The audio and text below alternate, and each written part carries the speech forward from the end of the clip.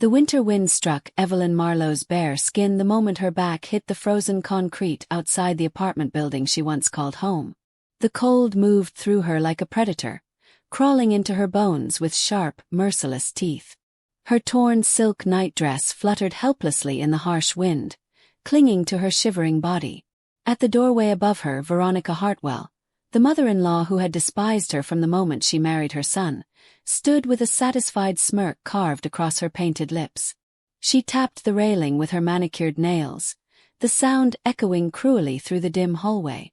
"Look at her," Veronica jeered, raising her voice so it traveled through every apartment door. "Does anyone want to come collect this stray thing?" Evelyn weakly tried to pull the ripped fabric across her chest, but her fingers shook violently from the cold. Her teeth rattled like loose dice in a cup as she breathed, "Please, someone help." But the hallway lights stayed dark. The doors remained closed. Silence, thick and uncaring, swallowed her plea. Behind Veronica, Rowan Hartwell, Evelyn's husband of 9 years, stood with a face as unforgiving as a slab of stone.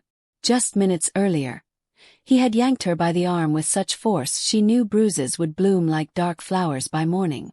Then he shoved her through the doorway without hesitation, without remorse.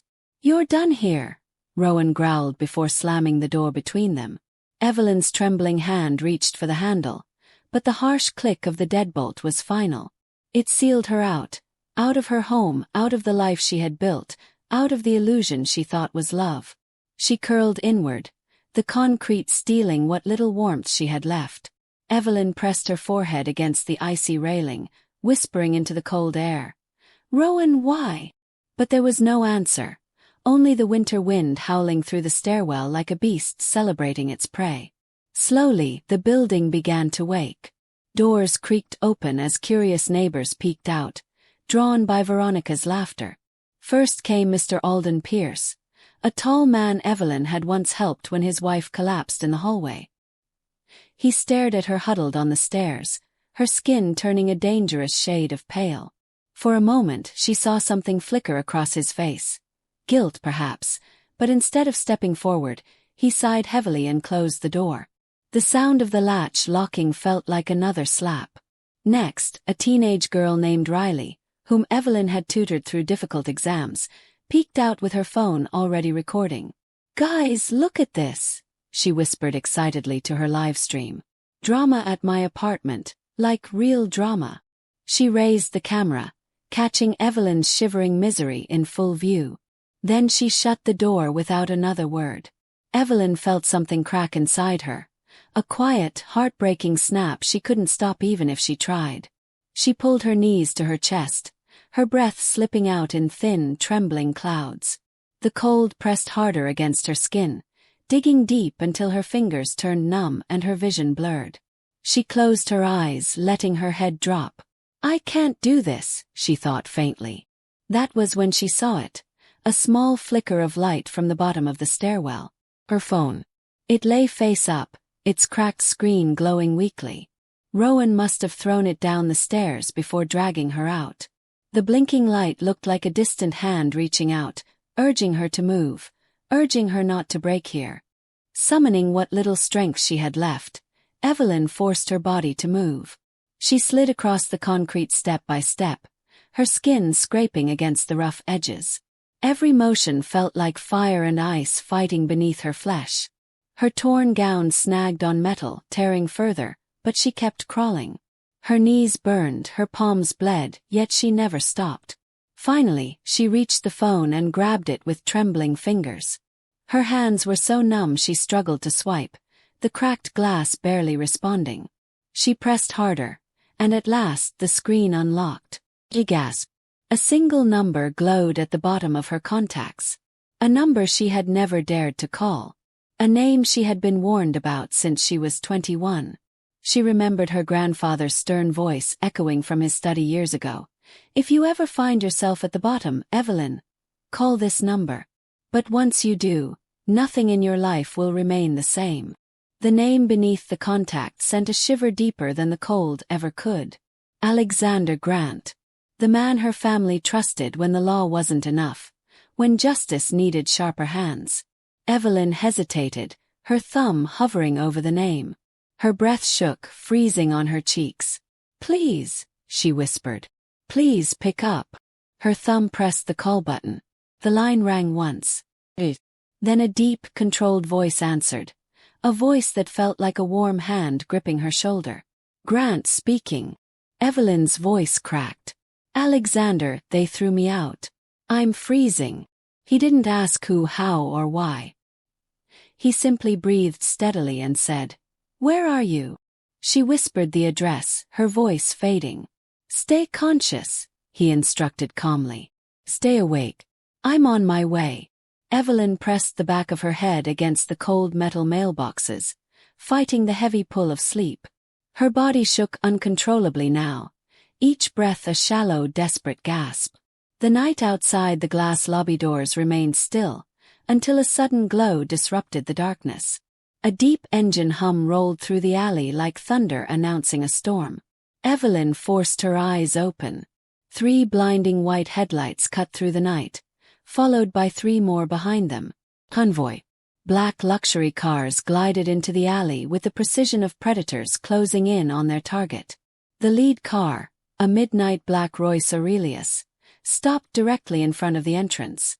Its engine purred like a beast waiting for a command. The back door opened. A tall man stepped out, wearing a long wool coat, black leather gloves, and an expression cut from cold steel. Alexander Grant, her grandfather's most trusted fixer, the man whispered about in boardrooms and feared in darker circles.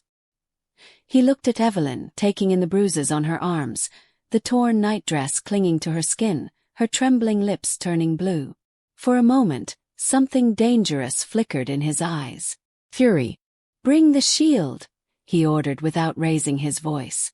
6 men emerged from the other cars, Grant's private detail, forming a protective wall around Evelyn so no one could film her or approach. Alexander stepped into the lobby, knelt beside her, and wrapped his heavy coat around her shaking shoulders. "You're safe now," he murmured, his voice low and steady. Carefully, he lifted her into his arms, avoiding the bruises with surprising gentleness for a man known for absolute ruthlessness. The warmth of his coat hit her like fire, awakening nerves she thought had already died. Evelyn sobbed softly.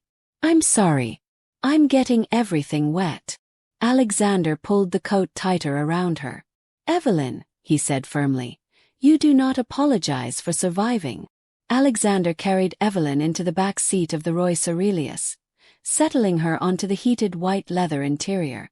The warmth seeped into her frozen limbs, making her gasp.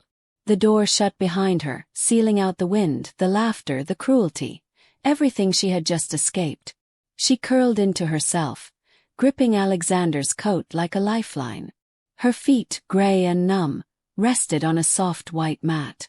"I'm dirtying the car," she whispered again, shame bleeding through her voice. Alexander ignored the words. He unscrewed a silver thermos and poured warm ginger tea into a porcelain cup etched with a Marlo family crest. "Drink," he instructed. The rising steam brushed her face like a gentle hand. She took a small sip and winced at the heat, but the warmth spread down her throat, pulsing life back into her chest. "You had this ready," she murmured. Alexander stared straight ahead. "I've kept it in the car every night for 9 years. Evelyn blinked. "Why?" His jaw tightened. "Because I knew the call would come."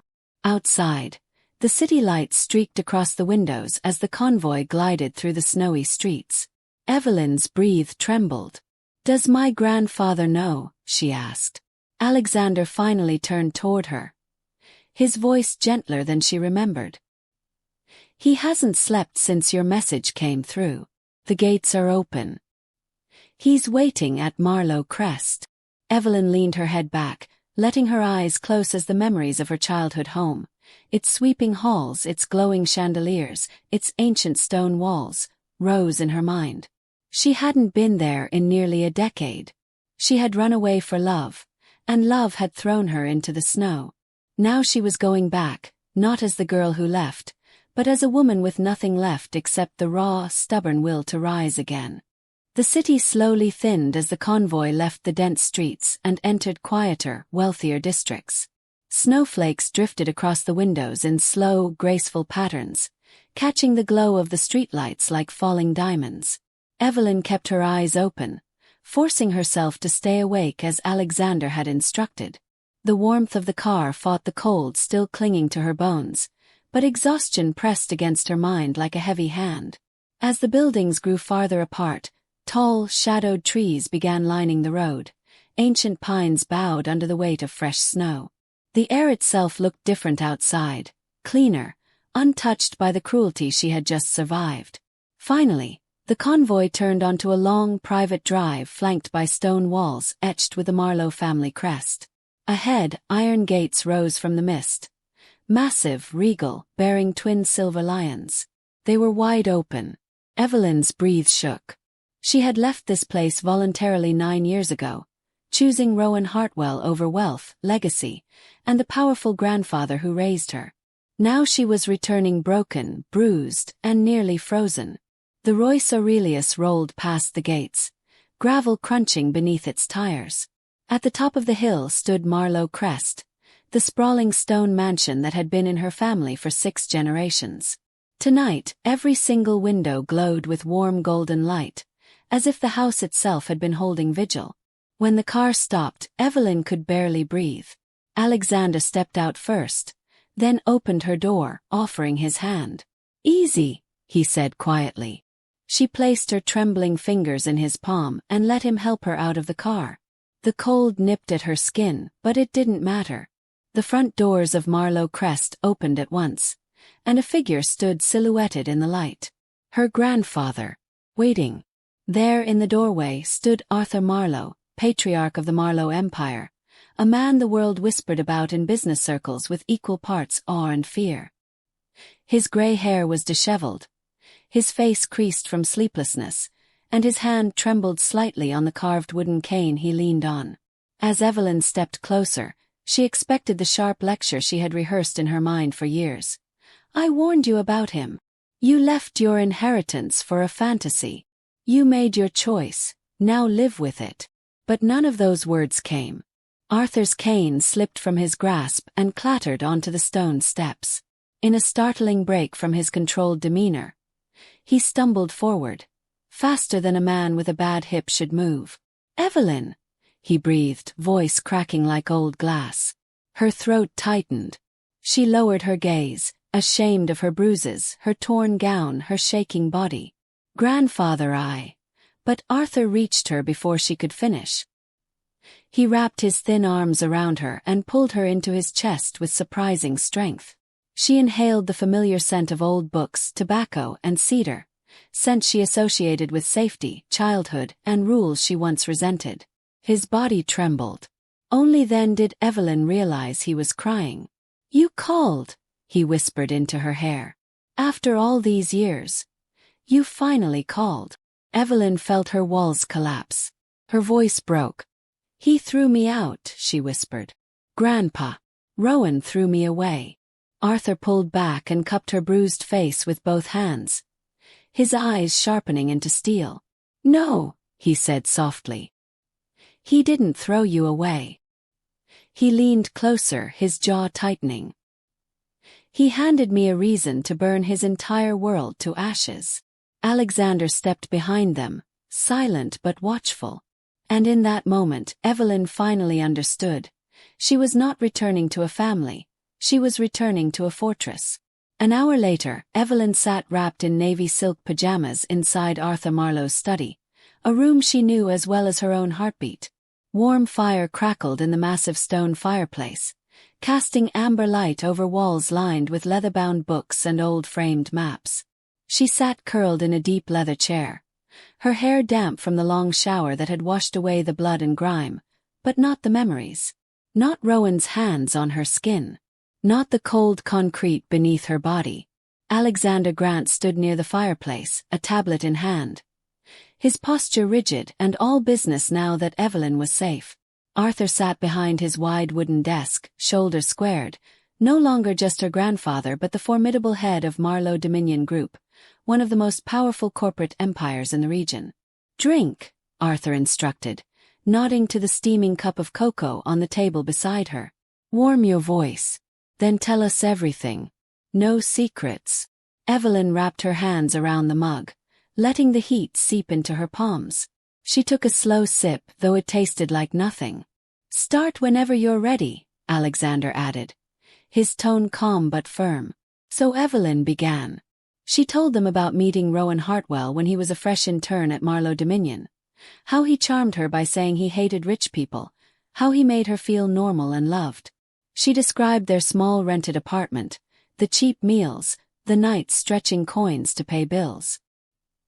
He said he was taking a low salary to build his consulting firm, she explained. So I helped. My trust from my parents' estate paid $5,000 a month. I moved it all into our joint account. I thought we were surviving together. Alexander's eyes did not flicker. Arthur's jaw clenched. And Evelyn's world was about to tilt. Alexander walked to Arthur's desk and placed a thick folder before Evelyn. The name stamped on the front read, Marlo Legacy Trust. Payout records. Evelyn, he said calmly, your trust did not pay $5,000 a month. Evelyn frowned. Yes, it did. That's what I was told. Rowan handled the statements. Alexander opened the folder and slid a document toward her. The numbers hit her like a punch to the ribs. Based on adjusted inflation and investments, Alexander explained, your trust paid an average of $40,000 per month over the past 9 years. Evelyn's stomach dropped. 40,000, she whispered. Arthur leaned forward, his voice low and lethal. Evelyn, you weren't the needy wife living off Rowan. He tapped the document sharply. You were funding the entire Hartwell family. Images flickered through her memory. Veronica Hartwell's designer dresses, Rowan's sister attending an expensive art college, Rowan upgrading his SUV while telling Evelyn she should use grocery coupons. Every insult, every accusation of her being a burden twisted now into something grotesque. So all this time, Evelyn whispered, her voice trembling, I was paying for their lives. Alexander nodded. And that, he said, is only the first layer. He tapped his tablet again, and a complex financial chart appeared. We also reviewed Rowan's company, Hartwell Urban Strategies. On paper it appears thriving. In reality, it is insolvent and has been drowning for 18 months. Evelyn stared blankly as Alexander continued. $9 million in debt. And look at the main lender. He projected a corporate web on the wall. In the center, Obsidian Ridge Holdings. Her blood ran cold. Arthur exhaled sharply. Our oldest rival. Alexander nodded grimly. And they used your husband to infiltrate us. Evelyn's world began to crumble and sharpen at the same time. Alexander pointed at the timeline on the screen. The first major loan Rowan received from Obsidian Ridge came exactly 9 years and 3 months ago. The same month you started dating him and the month he joined Marlo Dominion as an intern. Evelyn felt her pulse slow, as if her heart were refusing to accept the truth unraveling before her. You're saying, she breathed, he didn't fall in love with me? Alexander's voice softened, but not from kindness, only precision. He was placed, Evelyn. Recruited, funded, sent by Obsidian Ridge to get close to you, to study your family, your vulnerabilities, and eventually your inheritance. Arthur spoke next, his tone grave. Your marriage was a calculated infiltration. Nothing more. The words sliced her open. She tried to breathe, but the air felt too heavy. Silence filled the study, broken only by the steady tick of the old clock Arthur had owned since his youth. Evelyn gripped the arms of the leather chair until her knuckles turned white. So why throw me out now, she whispered. If I was their key to getting inside the company, why risk it? Alexander swiped to another document. Because the mission failed. Evelyn lifted her head slowly. Failed? You never used your family name, Alexander explained.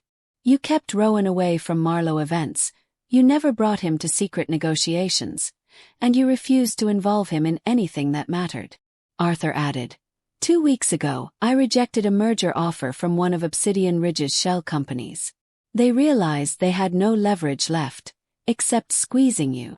Alexander folded his hands behind his back. Rowan panicked. The debts were called in. He took everything he could from you, and when there was nothing left, he discarded you. Evelyn felt something break, not like before. This time it wasn't pain. It was clarity. Cold, sharp clarity. Evelyn stared at the swirling lines of data on the screen, each connection another thread in the web she had unknowingly lived inside for nearly a decade. Her mind replayed every moment with Rowan, the tender mornings, the shared jokes, the way he held her after nightmares. But layered over them now were images sharp with truth. His sudden cruelty when she suggested reducing trust payments, the coldness in his eyes when she mentioned visiting her grandfather, the controlling tone when he insisted on handling all finances. Was any of it real? She whispered. Arthur met her gaze. No, the words struck her like ice. Alexander stepped closer, his voice level. Evelyn, agents like Rowan do not love. They mimic. They perform. They shape themselves into the fantasy their target needs most. She inhaled shakily. Then I fell in love with a ghost. With a mask, Arthur corrected. And masks are made to break. Evelyn closed her eyes, letting the truth settle into the deepest parts of her. When she opened them again, her expression had changed. Less wounded, more resolute. So what now? She asked quietly. What happens next? Arthur looked at Alexander, who nodded once and brought up a final document. Now, Arthur said, we decide how to end this. He walked around the desk and placed both hands on the arms of Evelyn's chair, leaning close so she had no choice but to meet his eyes. I have one question, he said softly. And I want the truth. Evelyn straightened. Ask. Arthur's voice dropped to a whisper, sharp, surgical. Do you still love him? The room froze. Evelyn searched inside herself for the familiar ache. The longing she expected would still cling to her ribs. But instead she found nothing. Not hate. Not love. Just absence. No, she said clearly. The man I loved never existed. Arthur exhaled slowly. Alexander nodded once. The war had begun. Arthur stepped back, the lines of his face tightening into the expression Evelyn remembered from boardrooms. Cold, calculating, and unshakably powerful. Good, he said. Then we are no longer talking about a failed marriage. We are talking about an enemy operative who infiltrated the Marlowe family. Alexander closed the tablet and placed it in his case. We have everything needed to destroy him, he said. His debts, shell companies, communications with Obsidian Ridge, proof of financial theft. We can dismantle him quietly or, he glanced at Evelyn, we can make an example out of him. Evelyn's hands trembled, not from fear, but from the fire beginning to rise inside her. She looked between Arthur and Alexander, then at the flames in the fireplace. I don't want quiet, she said. I want every woman they've hurt to see what happens when you target the wrong family. Arthur raised a brow, pride and worry flickering across his features. Then you will need to be stronger than you have ever been, he warned. This is not about crying in court and letting attorneys speak for you. This is about standing in rooms full of sharks and refusing to bleed. He pressed a small brass button on his desk. A soft chime echoed through the hallway. Go to bed, he said firmly. You will sleep in your old room tonight.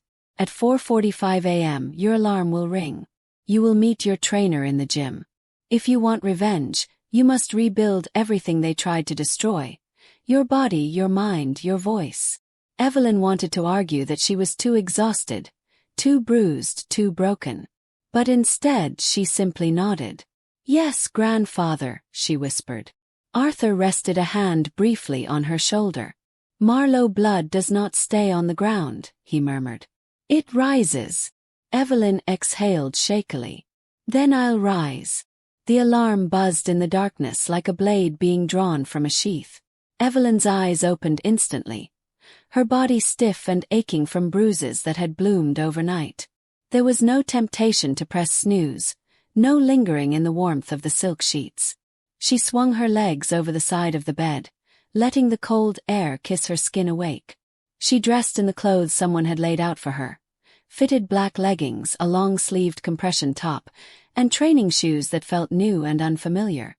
The mansion was silent as she walked through the corridors, her footsteps absorbed by thick carpets.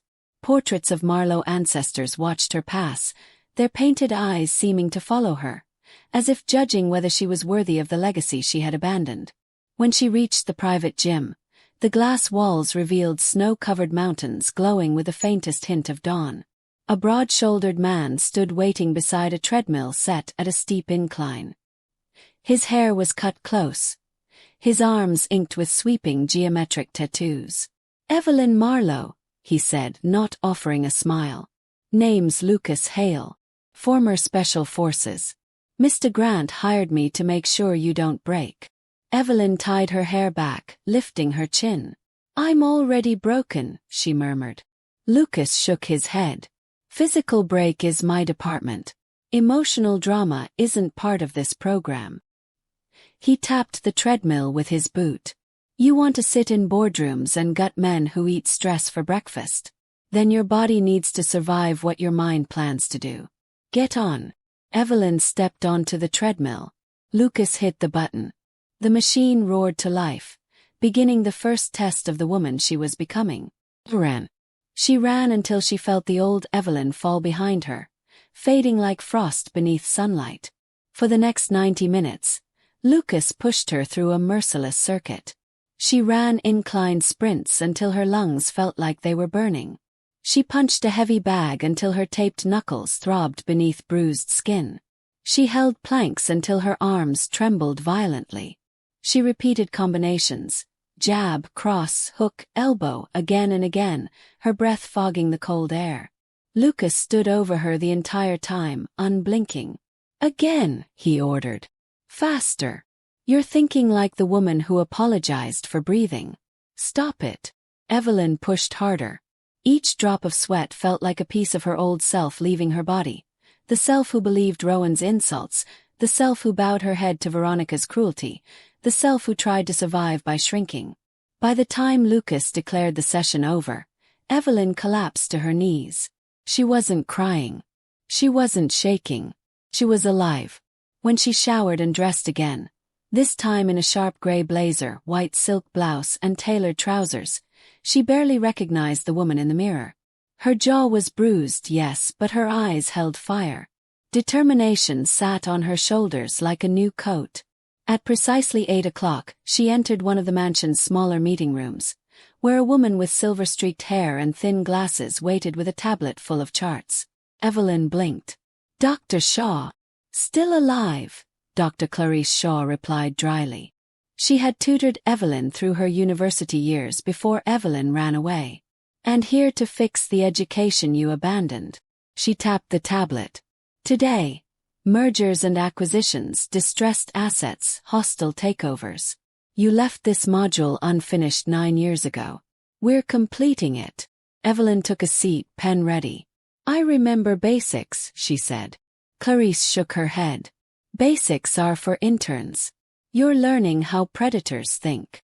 And so, lesson 1 began. Dr. Shaw slid a contract across the table. "This," she said, "is a standard loan agreement. Find the trap." Evelyn scanned the document, resisting the urge to skim. Her eyes tracked each clause carefully, line by line, word by word. Then she saw it, hidden deep in the polite legal jargon. "Here," she said, tapping clause 14b. "Cross default." Dr. Shaw nodded. "Explain." Evelyn swallowed. "If the borrower defaults on any other loan, no matter how small, this large one becomes due immediately." Clarice smiled faintly.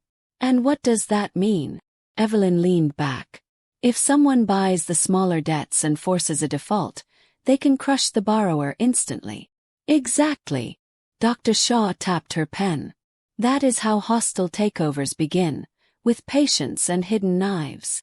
She paused, meeting Evelyn's gaze. "People use these tactics on you. Now you will learn how to dismantle them." The morning passed in a blur of case studies, financial webs, and strategy breakdowns. By noon, Evelyn's head buzzed with new clarity, not the confused kind, but the sharpness of someone gaining power.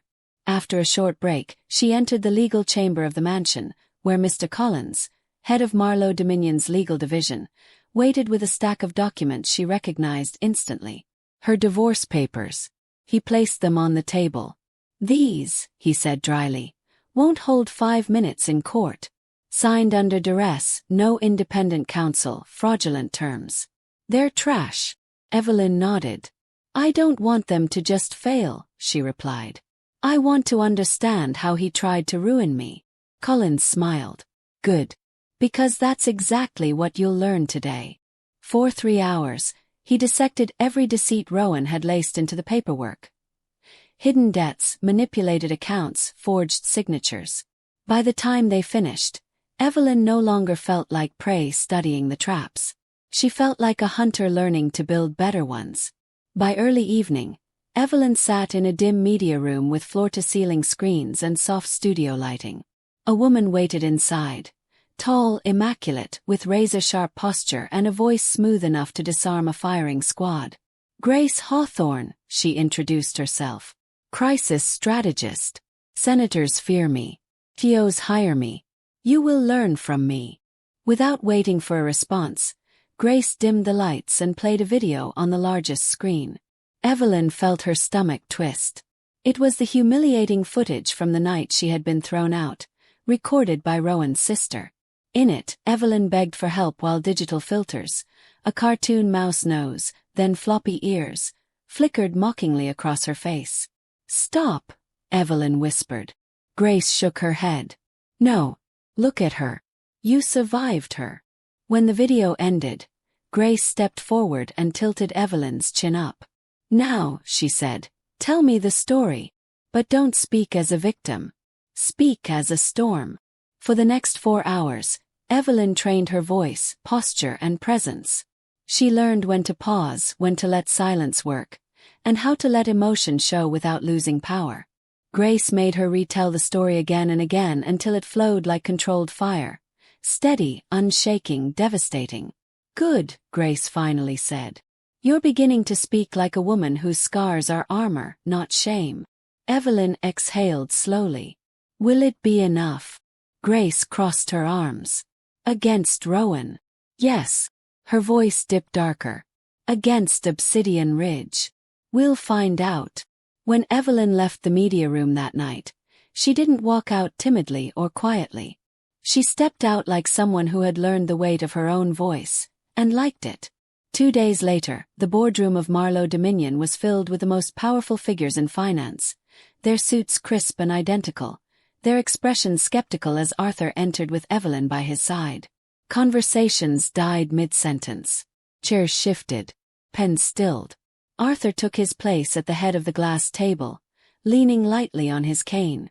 "We face a hostile infiltration," he announced. "Obsidian Ridge used Rowan Hartwell to enter our house through my granddaughter." The room erupted. Murmurs, disbelief, outrage. Evelyn stepped forward.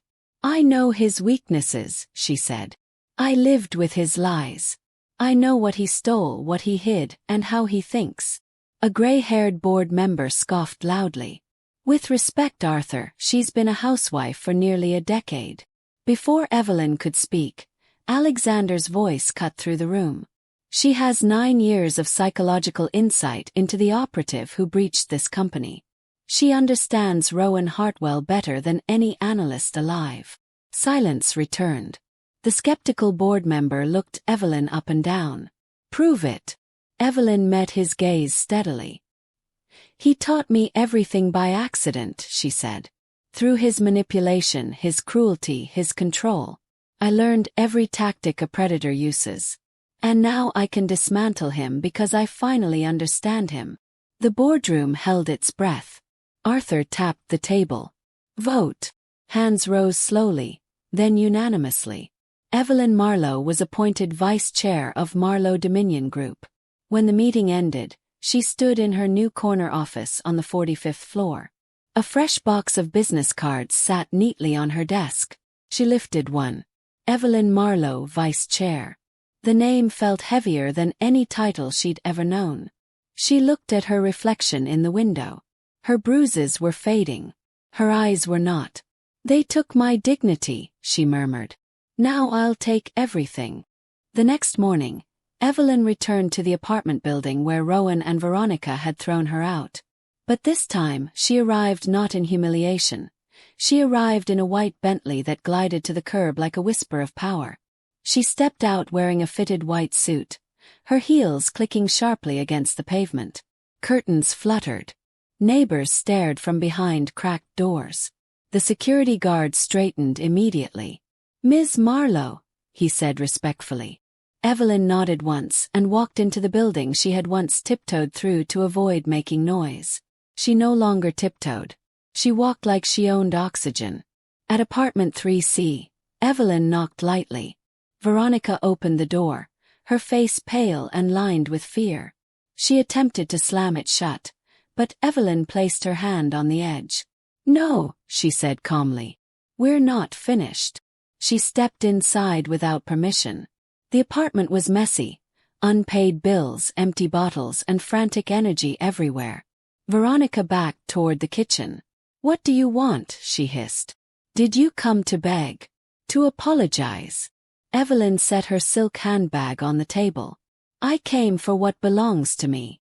She walked into the bedroom and opened the drawer where she kept her valuables. At the back sat a small wooden box, her mother's ring, a locket, old photos. She placed it into her bag with quiet precision. When she returned, she pulled out a thick envelope. "This is a lawsuit," Evelyn said. "Fraud, extortion, conspiracy." Veronica paled. "You can't." "I can," Evelyn said, "and I will." Suddenly, Rowan's sister Harper stepped out of the hallway, her eyes red. "Evelyn, wait," she whispered. I have proof. Screenshots. Messages between my mom, Rowan, and someone from Obsidian Ridge." She held up her phone with trembling hands. "If you leave me out of it, I'll give them to you." Evelyn looked at her coldly. "No bargains," she said. "You'll tell everything to the court." Harper swallowed hard. Evelyn walked out. Power did not need volume, only direction. That night, Evelyn sat in her corner office while the Denver skyline glowed beneath her. Her legal team sent updates every hour. Rowan's company, Hartwell Urban Strategies, was collapsing in real time. Lenders withdrew support. Partners terminated contracts. Accounts were frozen under injunctions filed by Marlo Dominion's attorneys. Rowan was frantic, calling anyone who would listen. No one did. Evelyn typed an email, her fingers steady. "Rowan, you have 24 hours to surrender every document tied to Obsidian Ridge. If you comply, I will consider leniency for Harper and Veronica. After 24 hours, everything comes down. E.M." She read it once, then hit send. For the first time in 9 years, the act of pressing a button felt like reclaiming a piece of her soul. Alexander appeared in the doorway. "It begins," he said. Evelyn nodded. "Let it." The next morning headlines exploded. Corporate infiltration scandal. Obsidian Ridge exposed. Hartwell Strategies implicated in illegal scheme. Rowan tried to deny everything. Veronica claimed Evelyn framed them. Harper broke first, submitting screenshots and voice recordings confirming the plan. The court moved fast. A storm of justice swept through the city, and Evelyn stood in the center of it, not drowning but directing the waves. When Rowan was finally arrested for financial conspiracy, extortion, and fraud, he saw Evelyn in the courtroom hallway. "You ruined me," he spat. Evelyn stepped closer, her voice calm. "No, Rowan. You ruined me 9 years ago. I simply returned the favor, with interest." Rowan lunged, but officers held him back. Evelyn didn't flinch. She no longer responded to ghosts. Weeks later, on the marble steps of Marlo Dominion headquarters, reporters gathered beneath a clear winter sun as Evelyn stood beside Arthur and Alexander. Cameras flashed. Microphones extended. The city buzzed with anticipation. A spokesperson read the official statement. Marlo Dominion had uncovered a coordinated infiltration attempt by Obsidian Ridge, executed through Rowan Hartwell's embedded role. Charges had been filed. Justice was underway. Evelyn stepped forward when asked to speak. A young reporter raised her hand. Ms. Marlowe, what would you say to women who feel trapped the way you were? Evelyn looked out across the crowd. The same city where she had once crawled through snow, broken and freezing. This time she stood tall, flawless in a white suit that glowed in the sunlight. I would tell them, she said, that they are not weak. They are not small. They are not broken. Cameras clicked rapidly. She continued, her voice firm and warm at once. You are simply waiting for your moment. And when that moment comes, when you reach out, when you rise, know this, you won't rise alone. We will rise with you. The crowd erupted. The Marlo Dominion Foundation announced a new initiative led by Evelyn herself. Free financial and legal aid for victims of domestic and financial abuse, funded entirely by the Marlowe estate. Reporters cheered. Survivors cried. Evelyn lifted her chin against the wind. She felt no cold, no fear, no shadows. Only the vast steady pulse of a woman who had rebuilt herself from concrete and frost. Evelyn returned to Marlowe Crest after the conference, stepping into the quiet halls where her journey back to power had begun. The fireplace crackled in the study, and Arthur sat waiting, his cane beside him. You did well today, he said simply. Evelyn smiled faintly. I finally feel like myself again. Arthur shook his head gently. No, my dear. You are someone greater. Evelyn lowered herself into the leather chair opposite him. I thought coming back here would feel like admitting defeat, she said softly. But instead, it feels like I remembered who I was supposed to be. Arthur leaned forward. You walked through hell and carved a door out of the flames, he said. That is something even this empire couldn't teach you. Evelyn looked at the fire, watching the embers dance. Grandfather, do you hate me for leaving? Arthur's eyes softened. I never hated you, he whispered. I feared losing you forever. And now that you're back, I'm proud. Not because you returned, but because you returned stronger. Evelyn swallowed. I won't disappear again. Arthur nodded. Good. Marlowe blood stands, Evelyn. It does not run. She reached across the table and touched his hand, the hand that had built the empire she was now part of. Then let's rebuild everything they tried to break, she said. Together. That night, Evelyn stood on the balcony overlooking the mountains, wrapped in a warm shawl as snowflakes drifted slowly around her. Alexander stepped out quietly beside her. You handled the press beautifully, he said. Grace trained you well. Evelyn smiled slightly. She did. But I think the words were already inside me. I just needed someone to remind me. Alexander studied her for a moment. You understand what you did today, don't you? She raised a brow. I spoke to the press. No, his voice was low. You declared yourself. Publicly. Strategically. Powerfully. Obsidian Ridge won't come for you again. Evelyn exhaled, watching her breath fade into the cold night. I don't want fear, she said. I want peace. I want purpose. Alexander nodded. Then you already have both. Silence settled comfortably between them. Evelyn looked at him. Alexander, thank you. For answering when I called. For coming for me. He turned his gaze toward the snow-covered trees. I promised Arthur years ago that if you ever needed me, I would move heaven and earth to reach you. Evelyn felt her chest warm. And you did. Alexander hesitated, then spoke quietly. I am proud of you, Evelyn Marlowe. More than you realize. She looked at him, her eyes steady. Then stay. Help me build something that matters. He bowed his head in acknowledgement. Always. Winter melted slowly into early spring.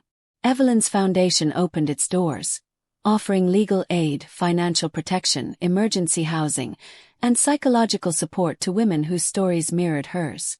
The turnout was overwhelming, but Evelyn faced each case with unwavering resolve. She listened. She guided. She used every weapon she learned, legal, strategic, emotional, to shield those who had been left powerless. Arthur observed quietly, pride etched into every line of his face. "You were meant for this," he told her one afternoon as she sorted through case files. Evelyn looked up. "I was meant for more than survival. This feels like rewriting fate." Alexander entered the office then, carrying another folder. "New case," he informed her. "A woman whose husband drained her accounts and left her with debt." Evelyn took it gently. "We'll help her." Alexander nodded, watching her closely.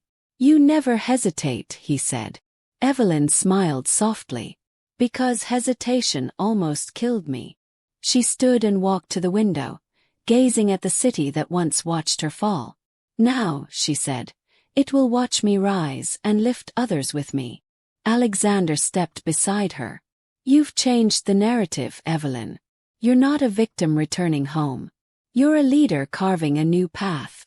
Evelyn breathed deeply, the air crisp with the promise of spring. "Then let's make it a path no one else has to walk alone."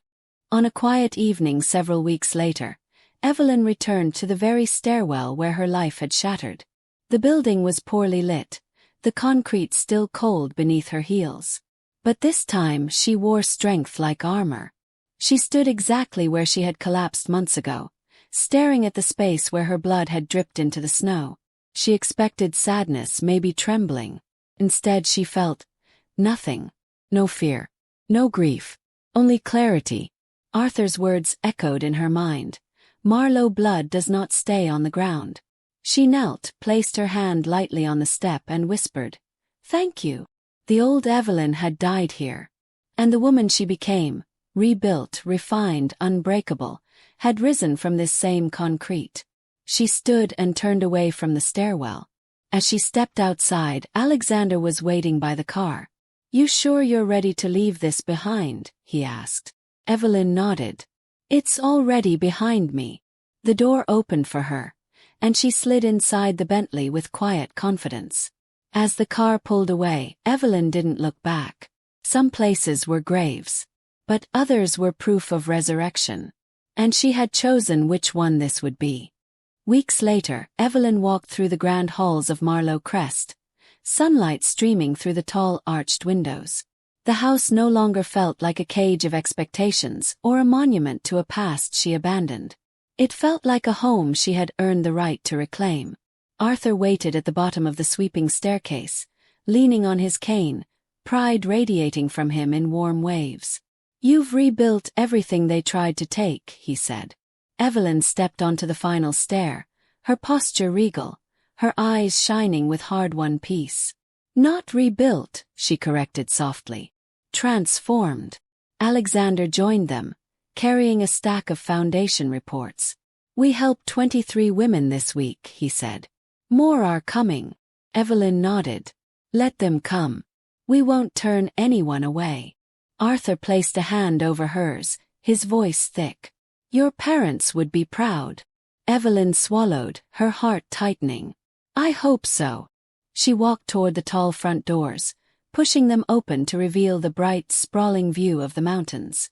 The air was crisp, the world wide open before her.